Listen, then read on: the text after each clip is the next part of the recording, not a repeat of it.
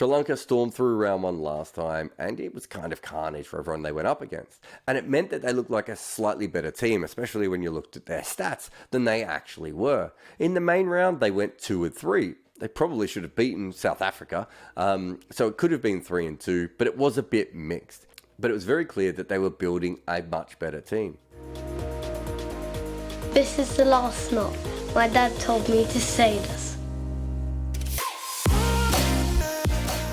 You can mention the Lankan Premier League or the Asia Cup victory. There's just been a lot of good signs that finally Sri Lanka has a T20 side. I think their strength probably has to be that they have two of the hottest spinners in the world in the one team, especially because they are so different. Hasaranga's leg spin is low and hard to pick up, and unlike almost every other major spin prospect in this World Cup, he has a lot of batting as well. That's an incredible bonus. Then you have Tikshana, who I suppose is like a slightly more skilled version of Mujeeb from Afghanistan if you're looking for a nearest neighbour. The main question with him is how much his bowling will translate out of Asia.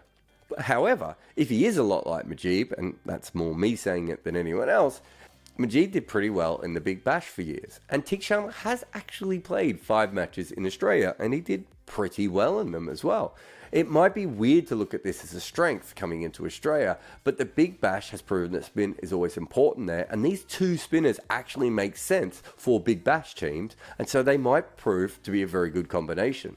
Even if Tikshana is slightly limited, and you would assume he's not going to be as effective as he would be in Asia, he only really needs to hold his own if Hasaranga continues not to be picked by everyone. The main problem with Sri Lanka is just that they are a slow scoring team. I'm not a big fan of T20 because so often teams rest their best players, but Sri Lanka don't do that as much as everyone else.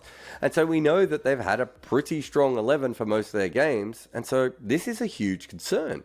And if you look at them in the last 2 years, and these are the Lankan Premier League years, you can see that there is only one batter in their side with a plus 130 strike rate, Rajapaksa, which is not a massive surprise for any of us. Other than him, this is a really plodding lineup. Special shout out to Avishka Fernando, who's down here at the bottom. Everyone knows what an incredible talent he might be, but it takes some effort to have a T20 international strike rate sub 100. He's not here, of course, because why would you bring him along? But it's not just that there are players like him, there's just a lot of players who just don't score at a decent rate at all. On this list is Chamika Karunaratne, who is a seam bowling all-rounder who's just recently picked up in the IPL. He's played a lot for Sri Lanka, and I think they're probably going to play him in Australia, where he's going to be a very handy fifth bowling option. The problem is that his strike rate is really low in the last 2 years, and it's also really low in his entire career. If he's going to be a weaker fifth bowling option, you really want him to have a bit of striking ability. But the few times I've watched him bat, and also looking at his overall record, I'm not really sure what role he fits with the bat in this side. Just to add another problem, I'm very worried about their seamers' fitness, because their backup quicks are either very raw or not quite good enough.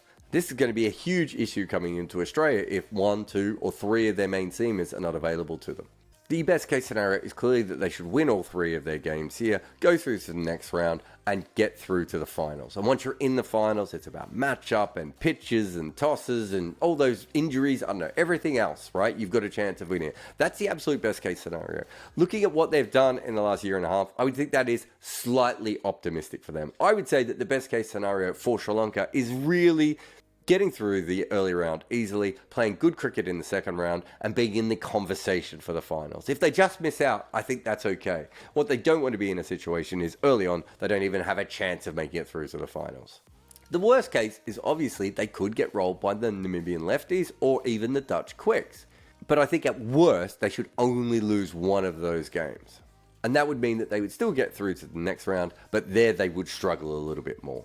I think the worst case scenario would be is if they only win one game in the next round of the tournament, having just won the Asian Cup. And it's not just the Asian Cup. They've now got players in the IPL. They've got a local league. They're playing better cricket than they have since 2014. They should be pushing, even if they're not fully clicking. United Arab Emirates. Well, I'd love to tell you about what happened with the UAE last time, but they didn't make the tournament. And there was a reason that they didn't make the tournament. And it was quite stupid that it happened because that ended up being hosted in the UAE, which would have helped them.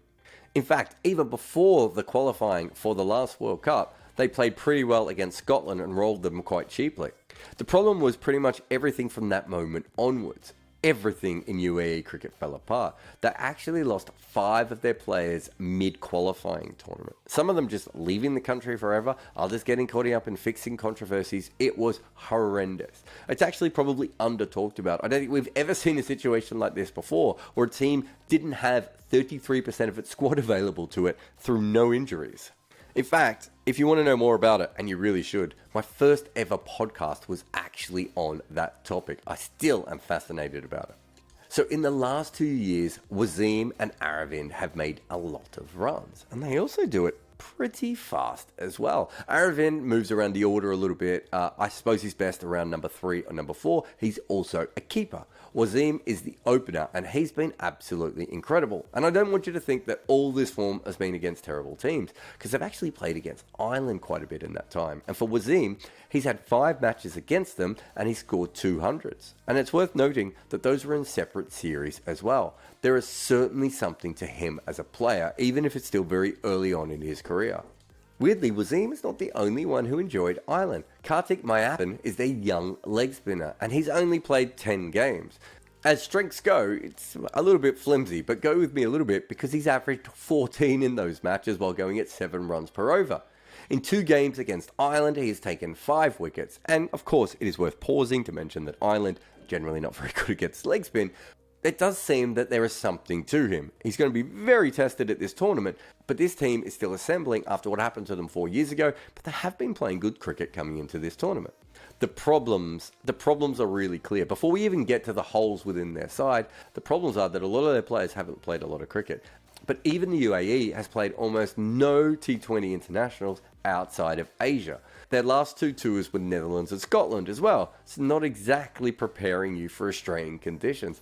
This is going to be rough for them no matter what. And if you need proof, go back and watch some of their cricket from the 2015 One-Day World Cup. The difference was back then they had experienced players. For a lot of their players, this is going to be the first time. I can go through and pick holes at what they do, but realistically, this should be about them developing as a team. The worst case is quite clear, that they could bounce out without winning a single game, and it's very possible that that will happen. For instance, as I just mentioned, the lack of cricket in this part of the world, Namibia are a tough team to get past, Netherlands can absolutely rip through them, and Sri Lanka is just a far, far better team. I suppose the best case is a bit like what happened to Namibia last time, getting through to the next round. 2 wins seems like really optimistic for them, but I think even 1 win would be a great story. To be honest, from where they were in 2018 to be back at this World Cup is a brilliant story for UAE cricket. Their best case scenario perhaps has already happened.